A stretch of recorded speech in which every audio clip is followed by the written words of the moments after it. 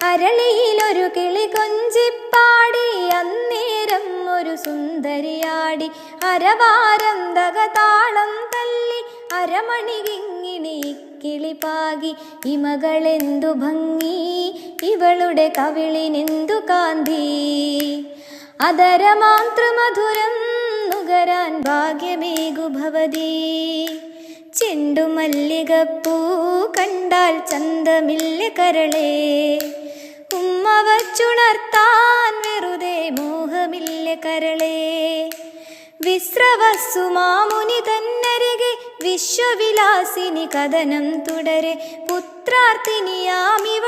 ദുഃഖം തീർപ്പാൻ വഴിയില്ലേ മുനി സ്വൽപ്പം ചെണ്ടുമല്ലികപ്പൂ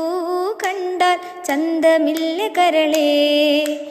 ഉമ്മ വച്ചുണർത്താൻ വെറുതെ മോഹമില്ല കരളേ.